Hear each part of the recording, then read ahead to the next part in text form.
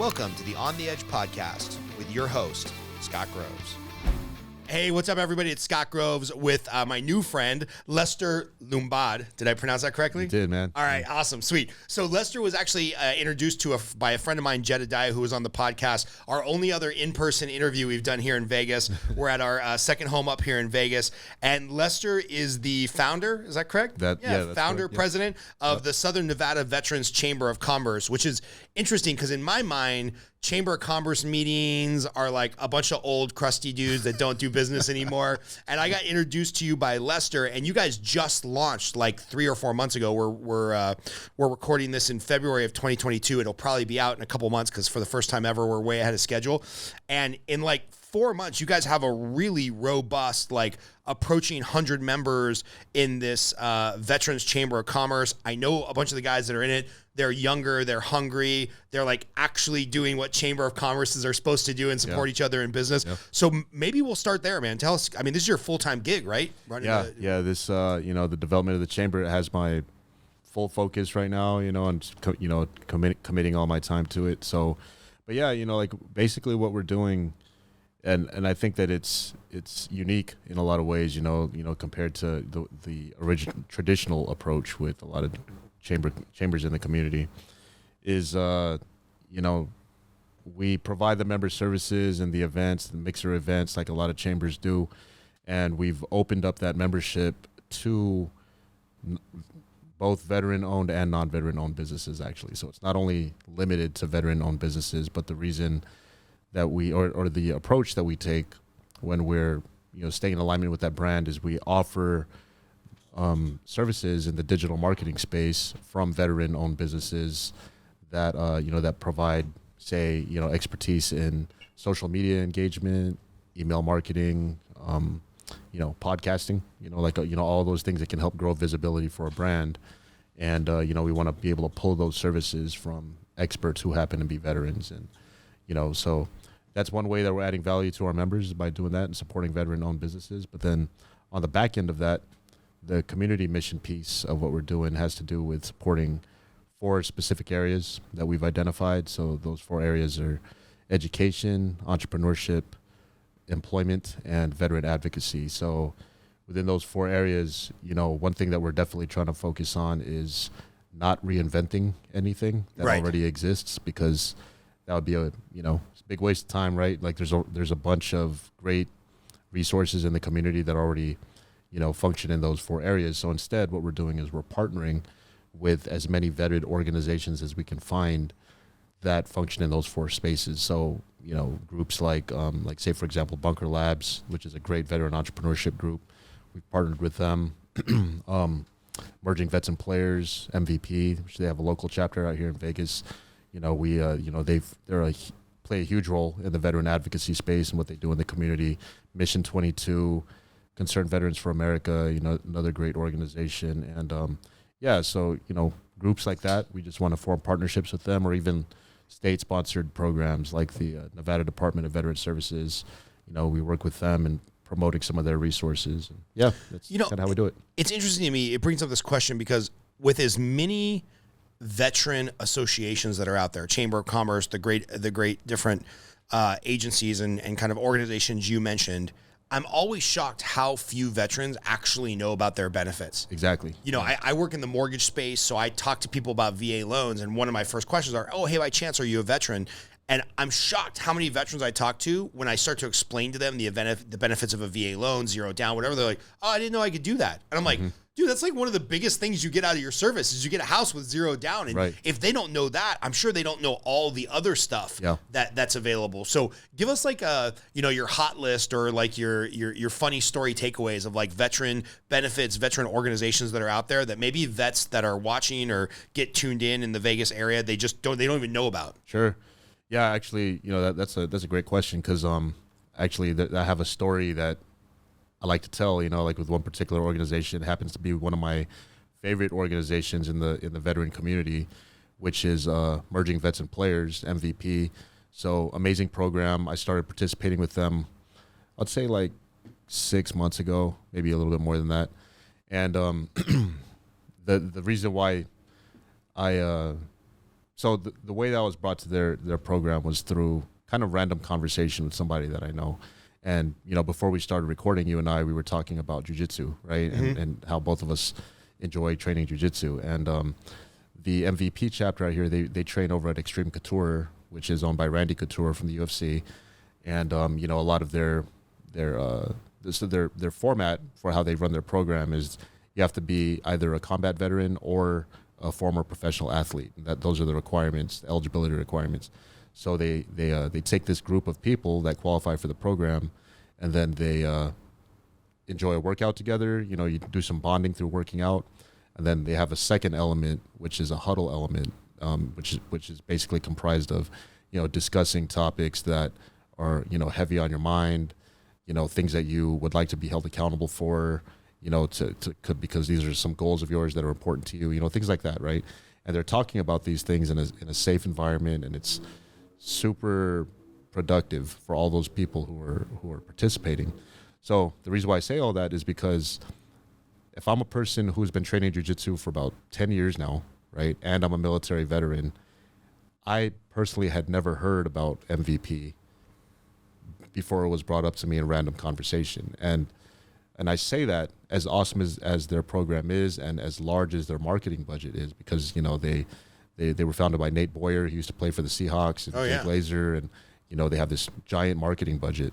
And a lot of people in the community actually had heard about them, but I didn't, and I feel like I was kind of like an obvious target, for who their target audience should be, and I had never heard about them. So I feel like if there's other people in the community who may have been, maybe they fit the same characteristics as me, but they actually had a strong need for a program like that, and the peer support that they offer, then they should hear about that, rather than just randomly hearing about it in conversation. Right. So is there a repository of resources for veterans? I mean, I'm guessing they can go to the VA portal, the government agency, to find out about healthcare and housing benefits and things of that nature. Mm-hmm. But is there a good website or a good, you guys, the Chamber of Commerce, keeping like a directory of available programs and outreach and grants and social networks and stuff like that? Yeah, I mean, there's again, say the Nevada Department of Veterans Services, they're a good example. They have a ton of resources that are listed on their website. The VA has, their own listings of useful resources, but the only thing is, a lot of times, folks have to be pretty diligent in looking for that information. And in my opinion, if I were to consider somebody who was struggling with certain things, right, whether it's financially struggling or emotionally struggling or mental health wise or whatever the case is, the last thing they're probably going to be doing is surfing the internet looking for resources. You know? Yeah, they're already in a place of need. Right. Yeah. Right. And I feel like if we do it in a way that we make branding very obvious in the community, in as many obvious places as we can, so people don't necessarily have to be diligent, then they go to our website. They see, say on the side of a RTC bus, Southern Nevada Veterans Chamber of Commerce. Oh, what is that? Let me go check it out. And then they go to our website, and then they see all these resources that they didn't know about. That's kind of the point of what we're trying to do, is really just grow that connectivity between resources and grow that visibility for those resources locally, so those local resources can be used and seen, and all those things. So. Well, the great news is, veterans know veterans, right? So if you get up to 100, 200, 300 members in your Chamber of Commerce for veterans, they're going to know veterans. And then it's kind of like this force multiplier effect, right? 6 degrees of bacon. I know you, you know another veteran, they know a veteran who's struggling, and hopefully we can get them in the right program or, get the right resources or something like that. Yeah. Right before we started recording, I asked you why these veteran programs and the Chamber of Commerce and basically just being a vet and military service is so important to you. And you started telling me the story about your dad. So tell us about your dad. Yeah, man. So, my dad, he's a retired Navy veteran. He retired as a Master Chief in the Navy. So I'm really proud of that, partly, because anybody who's been in the military understands that, E9 is a very senior enlisted rank, obviously. The highest, right? The highest. Yeah. And, your dad was a badass. He was the boss. And, but the thing about it is he started his military career in the Philippines. You know, he grew up in the Philippines. He joined the U.S. military from the Philippines out in Subic Bay. Excuse me. And he, you know, that's how he came to the United States, was by leaving from Subic Bay and joining the Navy that way, and you know, and all those things. And you know, he met my mom in San Francisco, and that's how they got started. You know, and so I literally wouldn't even be here had he not made that decision based on that opportunity that was given to him from the military. So yeah, you know, that's a story I always like to tell. Yeah, because it's like. And what year did he join? 1975. 1975. Yeah. So at that time, I don't even know if they still do it. You could have a path to citizenship through military service, right? If you're like in an American, I don't want to say province because that sounds pretty colonial, but if you're actually that's the term that they use. Okay, pretty good. There you go, American province. Yeah. If you are in Guam or Puerto Rico or the Philippines or basically any favored nation, you can get full U.S. citizenship through military service. Can you still do that, or is that a thing of the past? I mean, at that time, yeah, that was the route that he took for sure. But now I'm not 100% sure. 100% sure if you can still do that. So that's cool. So he just enlisted in 1975 in the Philippines. They shipped him to San Francisco, and they're like, "Hey, get ready for training. And if you do X amount of years, you'll be eligible for citizenship." And then that's how your family gets here. Yeah. Oh man, exactly. And you know, but he kind of took that and turned it into a career, a successful career. And you know, he retired in '97, and a year later, I joined the military. And you know, so it was a big influence for me, you know, growing up. Obviously, I grew up in a Navy family out in San Diego, so in a Navy community, you know, and yeah. Did you move like 30 times like every other military kid I know? No, actually, we were pretty fortunate in that way, just because, you know, the Navy community in San Diego is so massive that he spent the majority of his career there, and then he ended up retiring in San Francisco at Treasure Island. Oh, that's awesome. Yeah. And then that's not the end of it, right? Because your wife, JD, she also has military service. Yeah. So again, you know, like the military opportunity part of it is big in our family. So my wife actually ended up joining the service as I was coming out. I left service in early 2005, and she was in the process of applying for medical school at the time, and excuse me. So she was applying at different schools, and the opportunity that came up with a school called USHIS, which is the Uniformed Services University of Health Sciences out in Bethesda, Maryland. She took that opportunity and was able to go to school with no financial commitment, but instead there was a military service commitment, which the time commitment it basically equates to 4 years of medical school plus X number of years of residency.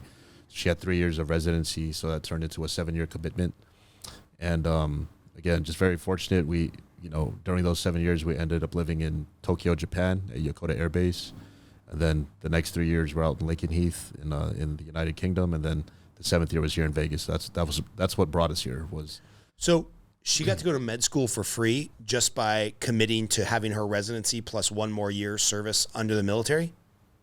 Yeah, just the same number of years for school and residency. And then she paid back, you know, and it's such an amazing deal because she would have had to be, you know, she'd be doing that job anyway, right? Right. That's what she went to school for, was to do that job. So she'd have to be doing that anyway, and she just happened to be wearing a uniform, doing what she wanted to do, and got to travel the world doing it, and you know, so it was pretty cool. That's amazing because I know, again, doing loans, frequently I will pull the credit and start a loan application for somebody. They did all the right things, right? They went to college, they went to med school, they did their residency, they did a 3-year specialty, and now they're like, cool, I made it. I'm making, pick a number, you know, $200,000 a year as a physician at Kaiser or something like that. Let's buy a house. Like, I made it. I'm making big boy money. And I'm like, you might not be able to afford as big of a house as you think, because you got $250,000, $300,000 in student loan debt from med school, living off of it during residency. And it's like, it's so much money to go to college huge. Now to be a doctor. And all of that was 100% free. All of it. Yeah. And on top of that, because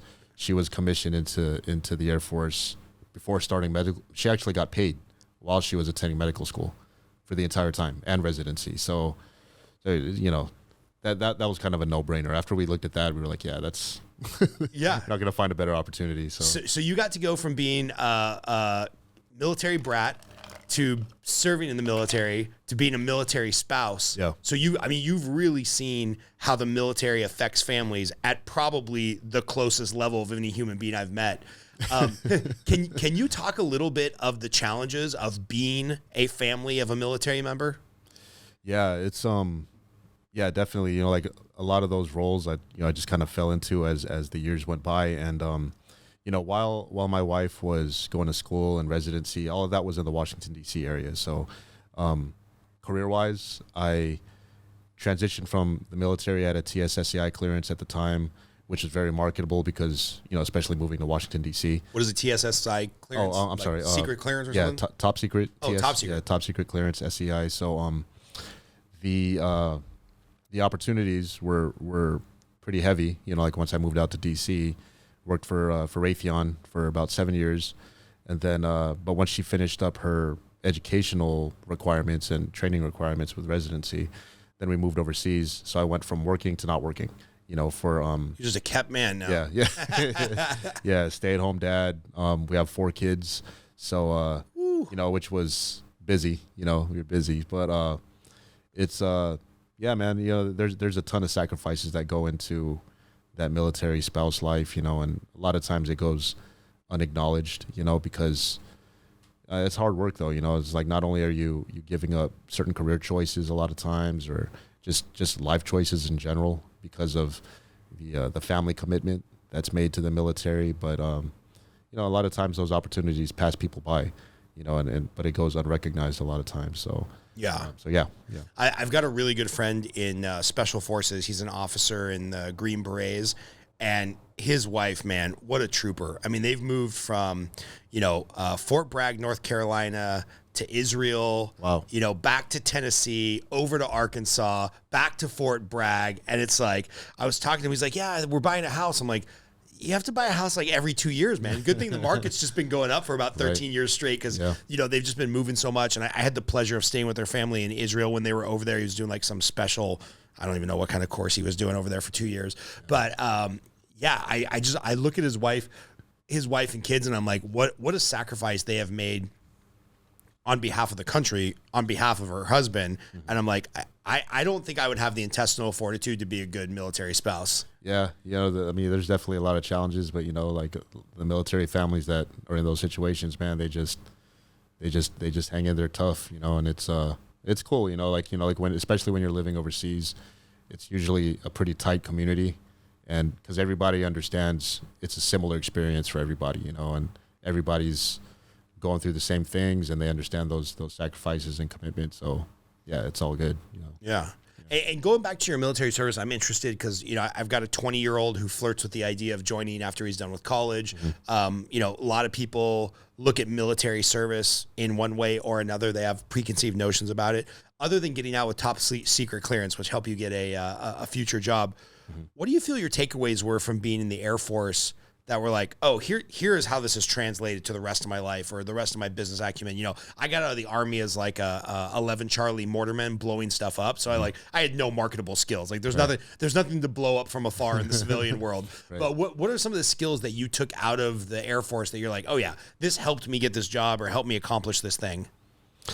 Man, I would say like structure is probably the biggest thing that I took from my time in the military, because I wouldn't say that that's something that I had going into the military. Mm-hmm. I was 19 when I joined the service, and I was a 19-year-old. I didn't have a lot of structure in my mind. Right. But when I came out, I definitely had that. Like I had just this way of thinking of this is the outcome that I want, and these are some of the steps that I need to take to get there, and kind of formulating that in my mind before pursuing something, or kind of figuring out how I'm going to get to that end point, or at least having a framework in my mind to do that. That's something that has stayed with me since I left the military, and it's always been very useful to me. So you got your kids doing push-ups every time they get in trouble, or something like that, like different variations, Nice. So talk to me about the Southern Nevada Veterans Chamber of Commerce. Like, for people that are listening that don't know what a chamber of commerce is, or even what like a professional development group is. You know, talk a little bit about, you know, how you founded it, how you're finding the people, and like what you do. You know, you just get together and drink beer, or is there like give business presentations? Like what does a good chamber of commerce do?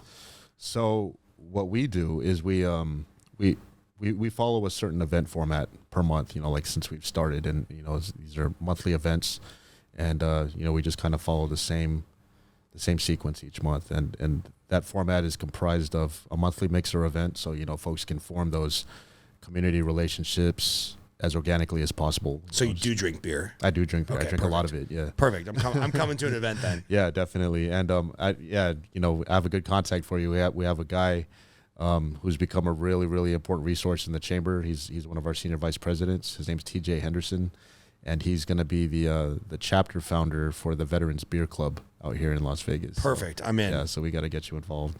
But yeah, you know, through our mixer events, we just want people to have a good time, you know, create a good environment so people can form some good business conversation and relationships organically, you know, make friends basically. And then aside from that, we have educational events each month. So far, we've had the local SBA office come out and talk about their resources and kind of an intro to the SBA. We also had U.S. Bank come out and talk about some programs that they have to offer specifically to veterans. You know, and I have a great contact out at McCarran Airport out here in Vegas who specializes in talking about business certifications for what they call disadvantaged business enterprise. And, you know, so that applies to, like, say, minority-owned business or women-owned business, and also veteran-owned business, and the different certifications that are involved with that. And, you know, so he provides training on that. And, you know, that type of content is what we're trying to provide from the educational standpoint. And then thirdly, we have what we're calling veteran resource symposiums, which means basically a group of or several veteran organizations in the community in one of the 4 areas that I mentioned earlier, with, again, employment, education, entrepreneurship, veteran advocacy. So in one of those 4 areas, depending on what month it is, we'll gather a handful of groups, you know, that talk about, you know, that area of focus, and they'll just set up tables, hand out literature.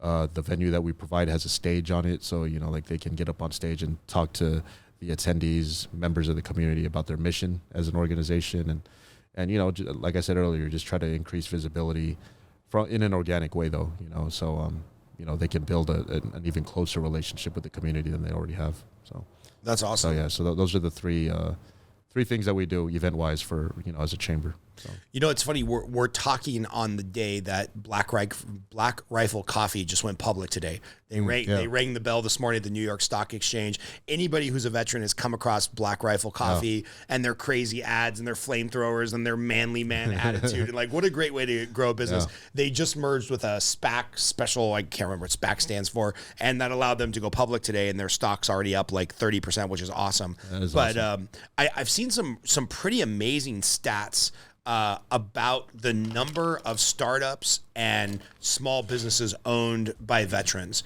And I don't know if that's because a lot of veterans are retired, so they've got that, you know, that small retirement that they can count on for basic sustenance and then take a swing at starting their own business, or whether it's just the adventurous side of people that also sign up for the military. But do you have any idea on, like, the stats or the percentage or the number of veterans owned businesses? Because when you talk about giving, like, entrepreneurship training, it seems so relevant because of how many veterans own businesses.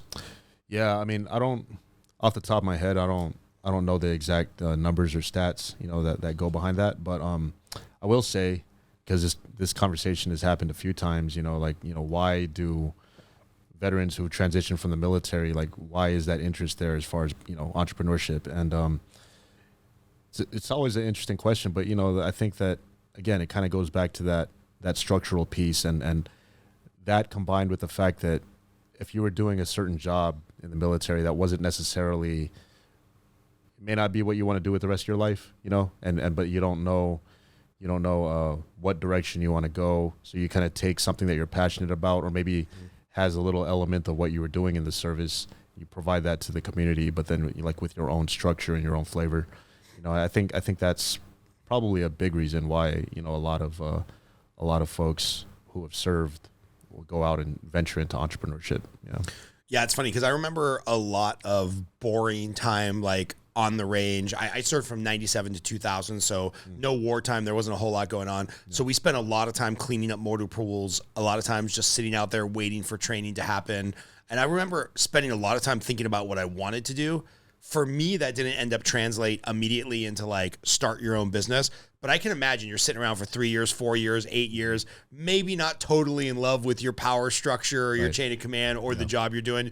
Just thinking, like literally just sitting around thinking up ideas of like, what would I rather be doing for business? What would I rather be doing to make money? So it makes sense that a lot of people would get out of the military with like, oh yeah, I want to try that thing. You know, and I've got some seed money or something of that nature. You mentioned the Small Business Administration. I know most veterans have their GI Bill. How is that playing into things of like veterans either be able to get financing for education or for the actual startup of the business? Yeah, so the SBA, they have different financing programs and SBA loans that they offer to the community in general. So it's not just specific to veterans, even though they do have resources that are specific to veterans, like the Veteran Business Outreach Center, which they have a contingent out here in Vegas, but it's based in I want to say Southern California or Arizona, one of the two. But yeah, like they have resources specific to financing for just businesses in general. They come out, at some of our educational events, and they'll just talk about those things and give a quick overview of what it looks like. But their representatives are always ready to they're prepared to talk about those things in detail, and so. Nice. And starting the group, what's been the biggest challenge or the biggest surprise for you on trying to get people engaged or get this thing started? Oh man. I don't know. It's funny because when I had this idea in my mind, I was thinking, I was like, man, I wonder if people, if different community partners or different community organizations will actually resonate with what we're doing, and maybe they will, maybe they won't, but I've been pretty pleasantly surprised, like how all of it's worked out, like everything that I kind of hoped for or wished would happen with the development, it's kind of happened so far, and so just hopefully it continues that way, like people continue to see the significance of how we're trying to do things, and they connect with it, because they see that it's organic. But yeah, as far as surprises, I don't know. Like I feel like, we kind of came into it pretty well equipped as far as resources that we wanted to provide. Funding resources is a different thing, but like I said, people connect with it, and then now different companies and community partners are contributing money to what we're doing. So it's so yeah, I don't know. I don't know if that answers your question as far as surprises, but yeah, no, I'm I try to think of like. I try to get a dinner party set up with like 3 couples to come over, and it's a logistical nightmare. So I'm just trying to think like advertising to get people into the community, getting people to show up for the mixers, building 70 members, growing quickly towards 100. Like, how are you guys advertising? How are you guys finding people to be part of the community? Man, okay. Yeah, so really a lot of our event turnouts have been through word of mouth, but like through social media channels like LinkedIn, especially. I've become pretty heavy on LinkedIn since we've started this. I wasn't too involved in LinkedIn before that, but then I've definitely seen the value of it in connecting with people locally. So, that's kind of how we've been getting out the word. And then just I'm constantly meeting with people out here, and they all have their own networks and their own communities, behind their own brands, and the more people that we connect with, the more the word gets out, because once a person in a leadership position connects with our mission and how we're doing things, then they spread the word for us. And like we've been fortunate in that way to be able to, earn some good ambassadors out here in the community, nice, supporting what we're doing. So. And who's a perfect ambassador for you? When you look at like your avatar for like, this is my rock star member of the Veterans Chamber of Commerce. Like, who are you guys looking for? Oh man. I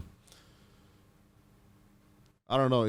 I have a couple people in mind, I can give them a shout out right now, like people who've definitely helped us out. My boy, Bruno Moya over at MVP, he's been putting out the word for me and our whole organization with a lot of people in the community, and he's been super helpful. He's the program coordinator over at one of the two program coordinators over at MVP. But yeah, he's really well connected in the educational space out here, and just a really, really good dude. He, he's all about helping people. So, but yeah, like people who just want to help the veteran community, like once they see that we're coming from that same place, they tell all their friends, and it just kind of, that's how our event turnouts have been getting produced, is off of that, and really us kind of figuring it out as we go, without having a traditional marketing background, and how to do those things. Like we've just been using what's available to us and the people that we've been fortunate to meet. So just all guerrilla marketing, huh? Pretty much, yeah. Nice, pretty much. Nice. And if you picture out, a year, 2 years, 5 years from now, like what does a thriving Veterans Chamber of Commerce look like? Yeah. So we have certain numbers in mind for sure, as far as membership base, like we're trying to hit a certain number by the end of this year. Come on, give us the big number. Give us the big goal for 2022. 2022 is 500 members. Yeah. Love it. That's what we're shooting for. We're going to hit that. And then, but long-term wise, I just want to see, for one, I want to see our chamber brand to be highlighted across the valley, for the reason that not just for popularity purposes or anything, but because, again, like I mentioned earlier, when veterans in the community are able to connect with one single brand, and that single brand is able to connect them with all the other resources in the community, it makes it that much easier for everybody to find what they need. Right. So if we can eventually, hopefully not in the not too distant future, get to a point where we have, multiple billboards up and down 215 and 15 and 95, and on the sides of the RTC buses and shopping carts in the grocery stores, and all those things that people go through on a daily routine basis, right? Like stuff that people just do every day, going down these highways every day, and and all those things, to where we can just get that type of brand exposure. Then I feel like our community mission is really going to have reached a really good point at that point, because then we'll have gotten the word out the way that we want to. So awesome. Yeah.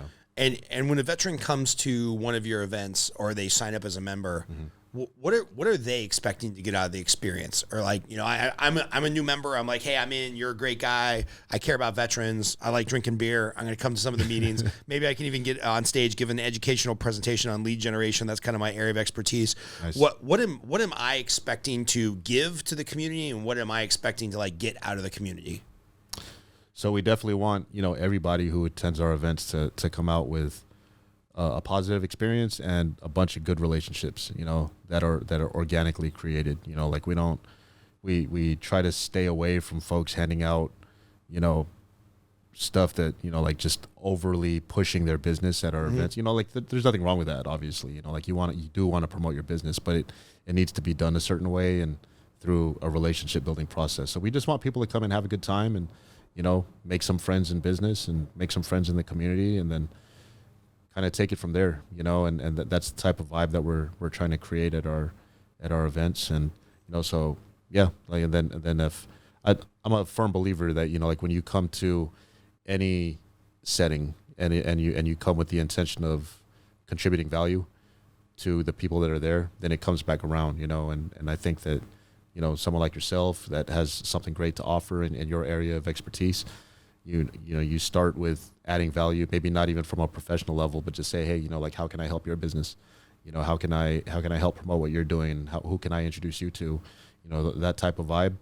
Then it all circulates back around, and everybody's going to benefit, I think. So. Yeah. I've got a buddy.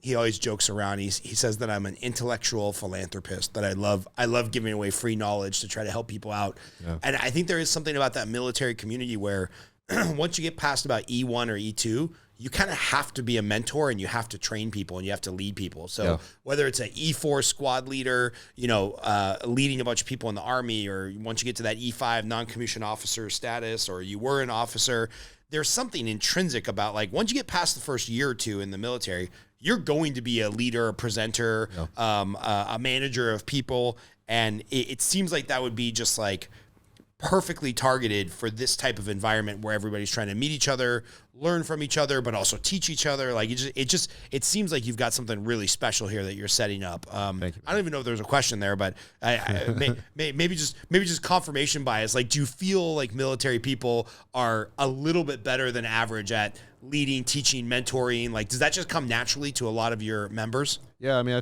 I agree with what you said. You know, like all of us are kind of set up for that.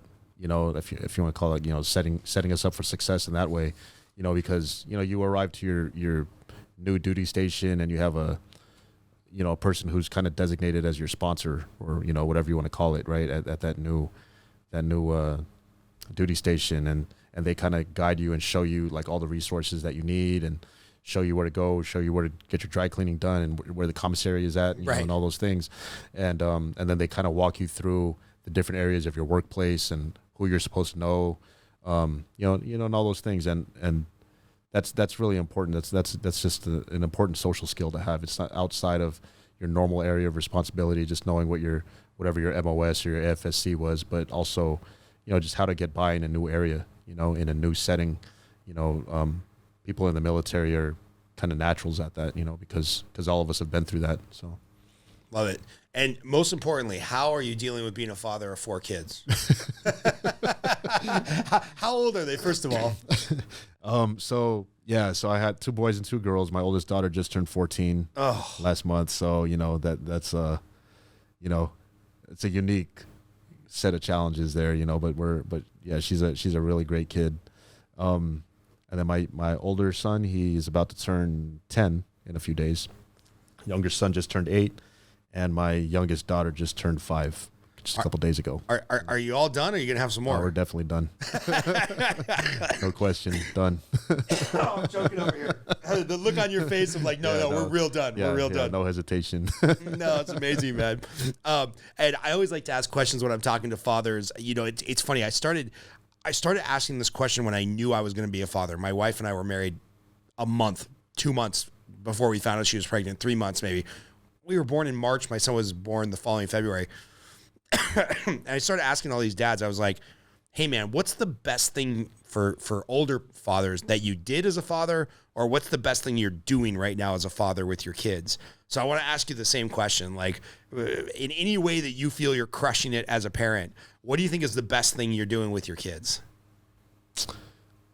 Man, I would say just being mindful about how much time I allocate to spend with them, you know, and that really came from that opportunity of just spending a lot of time with them when I was a stay-at-home parent, you know, like when we were living overseas. And I kind of understood the importance of that, because I think that in a lot of cases, you know, when you have really busy parents who are really caught up in their job and just the grind, you don't really, you know, like everybody who has kids knows, like you don't realize how much time is gone until you realize like how tall they've gotten and how much mature they are. But then because I was able to spend like 100% of my time pretty much, you know, like with my kids, and all the way from changing diapers up until they went to kindergarten, you know, then I just kind of valued that time, you know, if that makes sense. Like I just saw that time was definitely limited, you know, because it was going to be over at some point, you know, like when they go to school and then they just started getting older. Wife was going to make you go back to work. Yeah, exactly. Exactly. So like, you know, now I've always just kept that in mind, you know, like the time that I spend with them now, especially because they're all a little bit older, you know, I just try to be mindful of that, you know, like that they're getting older, they're not getting younger, you know, and I gotta make sure we don't get any of that time back, right? Like they don't get to be small again. So yeah. My buddy John Vroman runs a mastermind group for fathers where it's like, you know, fathers that are being business owners, not business owners that are trying to find time to be dads. And this group has talked a lot of times, like with your daughter, like you've got 4 summers left. Yeah. You only got 4 summers left before she's going to want a vacation with friends and family and off to college, or friends, and off to college, and family's not going to be cool for a few years, you know? Yep. And like the first time that they told me that, they're like, yeah, you've only got like 15 summers left with your kid. I was like, dude, 15 is not a lot of numbers. You know, I brought a tear to my eye. I was like, I only get like 15 summers left with my kid, and got to make the best out of it. So, Yeah, so now that I've made you cry that you've only got 10 summers left with your kid and 8 summers left with your other son, do they have in their mind yet, like, oh, grandpa served, dad and mom served? Does that conversation come up at all about them being in the military or, you know, playing soldier and then actually saying, wait a minute, everybody in my family was a soldier. I want to go be a soldier. Yeah, my older son, he definitely notices it. He's mentioned it to me a bunch of times. You know, he knows that my dad and my wife's dad he actually came, you know, he joined the Navy too, the same way that my dad did, you know, from Subic Bay. So he knows. Oh, both you and your wife's parents joined the military from the Philippines? Yeah. Amazing. Yeah. And they both came here the same way. And, you know, like I said, like my dad did full Navy career and my son knows all of those things. Then he knows that both me and my wife were in the Air Force too, but he saw my wife go through it, you know, because I wasn't in the military anymore. Right. But that's influenced him a lot for sure, to where he's told me a bunch of times that he wants to join the military when he's an adult. And yeah, so I was like, cool, man, if that's what you want to do, then, you know, I'll help guide you through it, make sure you make the right, you know, the right choices, I guess. But yeah, you know, so Navy SEAL right away. Just have him start doing push-ups now, swimming, just like tie his hands together and throw him in the pool so he can start getting ready for Navy SEAL training. Yep. Oh, that's awesome, man. What else did I forget to ask about, you know, starting the chamber or things that you're looking forward to? Or is there any financial hardships or funding that you guys are trying to get? Like, what are some of the mechanisms of the actual chamber? Yeah, so, you know, like we're definitely always looking for, you know, some funding partners to help us support what we're doing. You know, right now it's completely bootstrapped. You know, you know, it's the initial costs all came out of my pocket basically, and you know, just you know, but we're trying to do things the right way, you know. So we're not in any rush, and we're trying to partner with the right people in the community that want to support us. But luckily, we've been blessed with some great conversations and great new relationships that have turned into funding support. Mm-hmm. You know, so we've been really lucky with that lately, and yeah, so we're just trying to, you know, kind of go from there. But yeah, if anybody's interested in sponsoring or, you know, supporting us as a donor, please get in contact with me for sure. That's awesome. Yeah.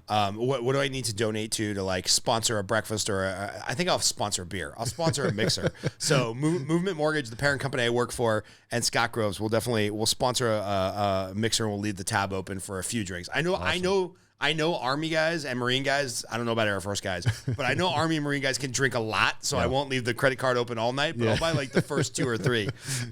What does it cost to be a member? Like, what does the financial obligation look like for you guys on the commerce side, for the chamber side, and then for the member side? Yeah. So for membership, it's annually. We're offering basic memberships for $300 a year. Oh, so you know, it's pretty affordable. It's pretty reasonable. Really cost effective. Yeah. That includes, you know, event access. For the most part, all of our events will be of no charge to members, except for a couple of exceptions in the year, you know, higher cost events that just support them. But other than that, yeah. So event access. You know, put your branding on our newsletter, on different you know, welcome sequences that we have for new members. You know, we can have our existing members on those welcome sequences. We are in the process of beginning a podcast of our own.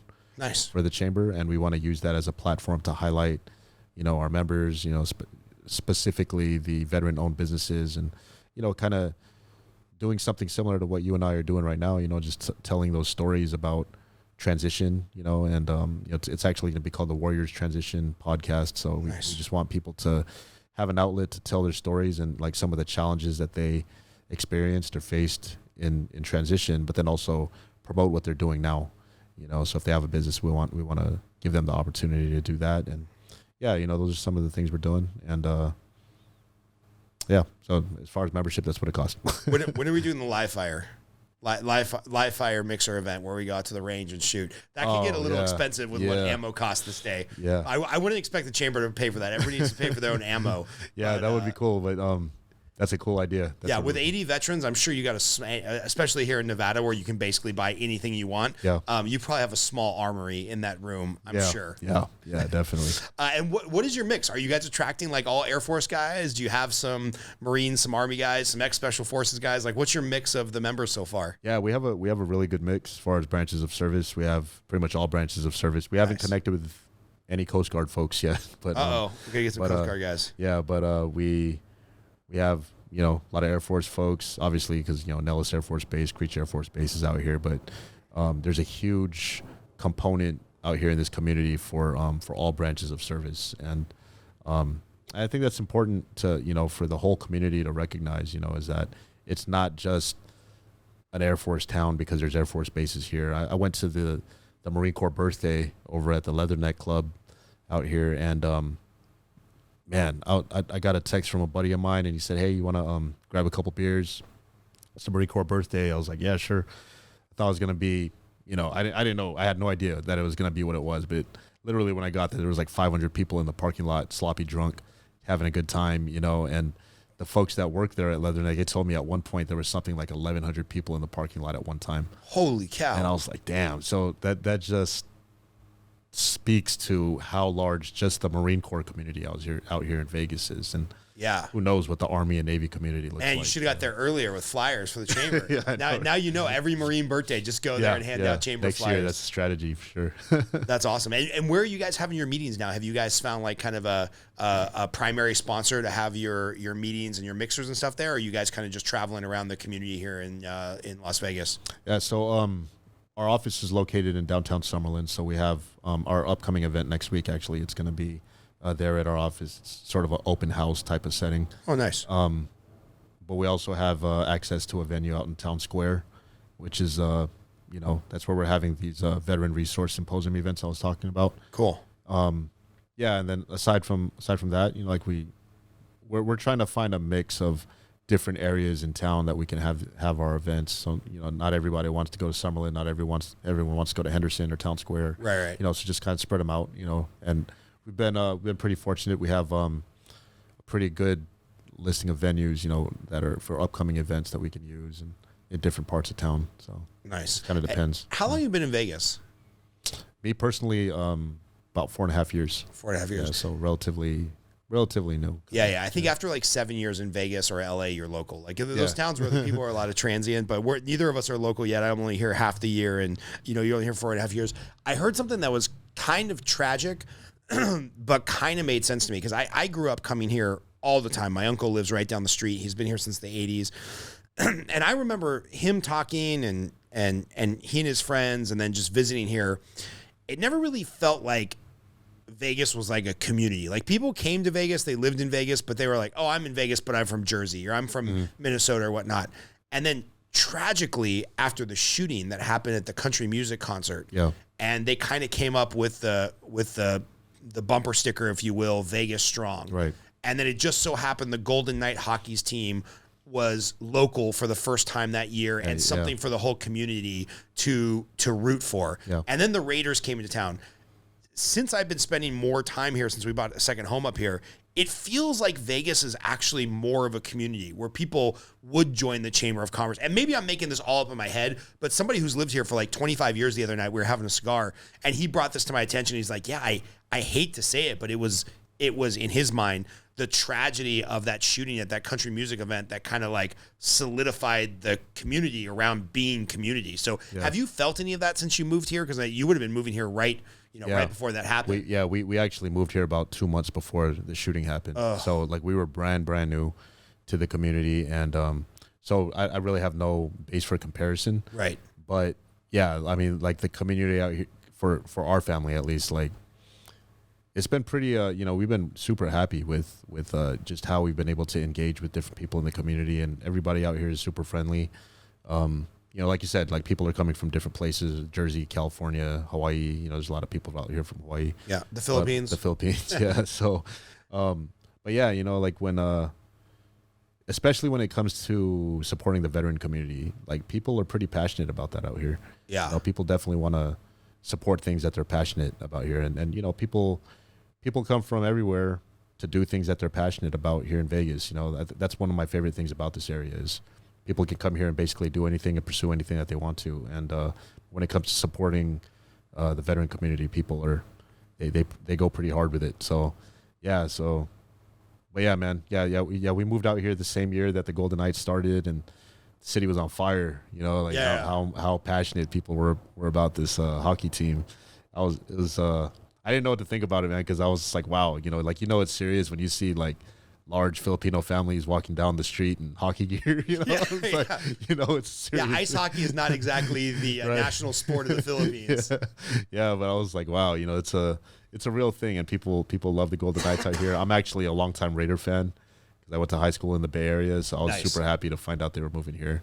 Nice. And, so the stadium's awesome. I went there for Guns N' Roses concert, and it's pretty epic. So. Yeah, it's super impressive, and so I'm excited for everything that come in Vegas, you know, because it's expanding more and more, and I'm sure they're gonna probably be bringing more professional sports teams here to add to the mix, and it's just good stuff. That's awesome. And I always like to close with a couple of the same questions for everybody. One is we're actually recording this on the day that Nevada lifted the mask mandate for the entire state. So it's been a pretty crazy 2 years, and kudos to you for launching a brand new business model, or brand new business basically in this time. Now that it looks like we're getting past the craziness and the restrictions and all that stuff, what are you and your family most looking forward to, like going forward, coming out of this last 2 years of headache? Regardless of how you feel about it, it's been a pain in the ass. Yeah. So what are you looking forward to coming out of this? Man, I'm hoping that people just stop arguing about it. You know, like whatever their views are. I think that's what I hope for the most. Yes. You know, because I mean, everybody feels differently about it, and everybody is afraid of something when it comes to this. You know, like whether it's the virus itself or the laws that are being created because of it, or you know, whatever the case. But man, like people get so crazy over this stuff, and I don't know. I have a hard time understanding it. You know, like wearing a mask, for example. I'm not a fan of it, but if it's gonna keep my kids in school, then who cares? You know, so right. I'll wear a mask all day if that's what I got to do to keep them in school. So, you know, like getting back to people not being bitches. Exactly. Yeah. Everybody's just been bitching too much, myself included. I got to be honest. Yeah, me too. I go on my rants, you know. But yes, I will definitely be also looking forward to a time when less people are bitching at each other, because I can't handle. I can't handle going into Starbucks and seeing two people that are probably good people fight about masks or mandates or whatever. It's just too much. It's just too much.